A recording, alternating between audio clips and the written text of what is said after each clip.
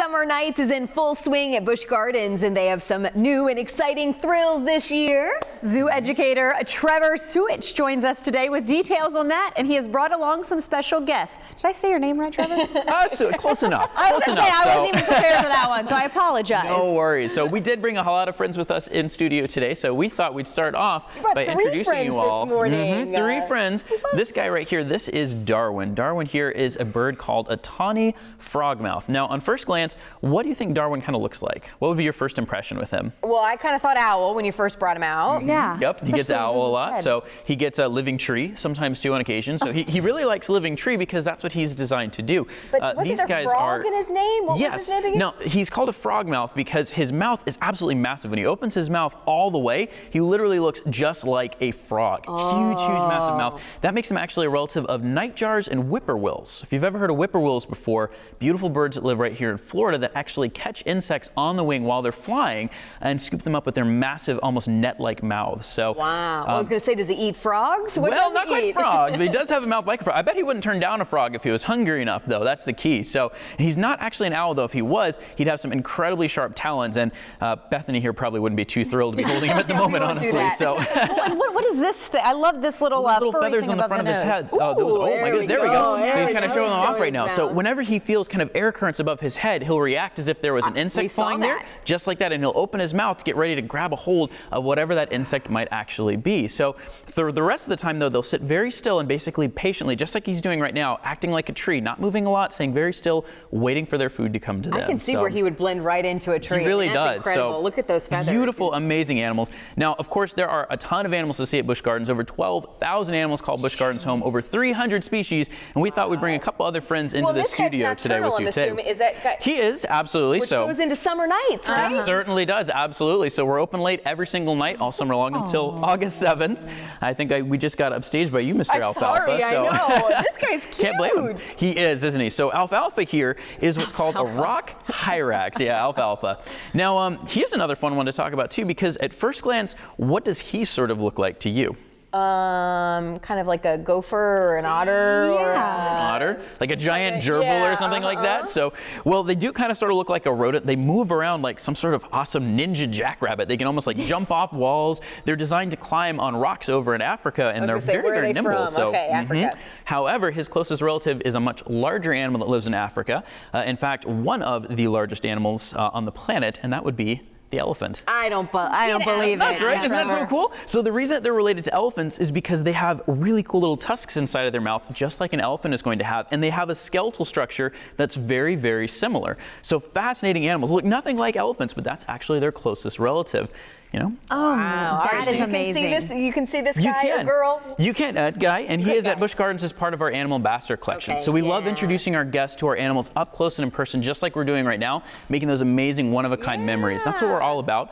Of course, Busch Gardens, too, we have way more than just animals, too. We have some incredible shows. You mentioned Summer Nights is here right now. So right now, actually, at every night at 9 o'clock, we have Kinetics is back. It's a very high-energy, high-octane show with dancers, singers, pyrotechnics, and then there's a fireworks show at the end of every single evening.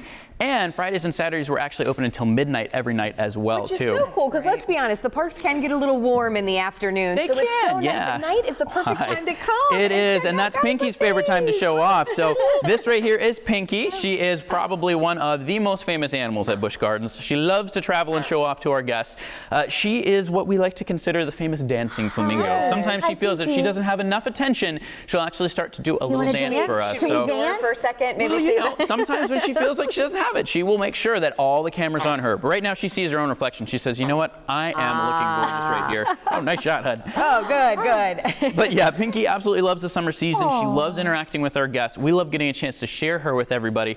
And of course, so much to see and do. We love teaching people about animals, even some of the ones that might not be as popular with everyone. So we, of course, have our new roller coaster right now, Cobra's Curse, that just opened up. How's that going? How's the reaction been? Super exciting. So Cobra's Curse is actually an amazing family ride. It's a one-of-a-kind spin coaster, a 70-foot vertical lift that takes you up face-to-face with an 80-foot snake icon. Best of all, as a spin coaster, the first part of the roller coaster, you face forward. The next part, you rotate backwards. And then the last section section, you're actually free spinning with your family as it takes you over 2,100 feet of track out across the Serengeti Plain. Best part about it, though, is the queue line. That was what I was kind of mentioning with the education. Wait a second, time out. The best part? I don't know about the best part. Oh, and here's why. It's indoors and air conditioned. Oh, okay. Exactly, right? You can't go wrong with that. And there's a whole bunch of areas where you can learn more about the amazing animals that call Busch Gardens home, especially snakes. Just like the coaster is themed, there's actually a lot of information out there teaching our guests about why these animals are a lot more interesting and exciting and not nearly as scary as a lot of people like to think. So I don't know about that. I know, we're not paying you any attention. I am so sorry, Miss Pinky. That's the thing. She might. So she's calling right now to make sure we're focused on her. So now I want to go back to the coaster for a second. You say family friendly, because I normally do have a fear of coasters, but I kind of want to try that one out, like on a level of. I would say that like on a level of 1 to 10, it's up there, but it's not too much for the family to experience, especially because it's drop? No, not really. Like I said, so it's only about 70 feet tall. It's a great one for kids who are starting with roller coasters too. We actually have some lower height requirements as well. So with an adult, you only have to be about 42 inches actually to ride that one. So I know, Pinky, you're almost there at that point. You're getting pretty close. So what is it about flamingos that people seem to be fascinated with? You know what? They just love to draw attention. She really is, and we actually go on walks with our flamingos every single morning. We love to open up the door to their habitat, see who wants to go for a walk, and if they do, they walk out and they'll actually meet our park guests walking around Busch Gardens first thing every day. So, we're starting to do that dance right now. There we go. There we go. You can probably learn more about her as well as see all the amazing animals, learn all about what we have to offer this summer online. Definitely connect with us on Facebook. Check us out also on Instagram.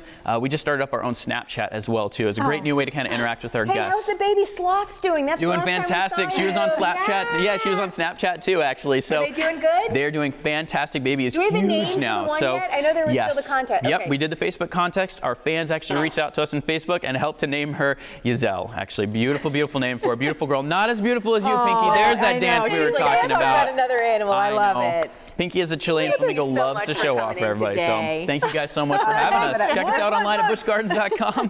Find out all the great information. You can also check out our annual passes there too. Play with us all summer long, as well as check out Cobra's Curse actually early every weekend all July long. I think I can do it.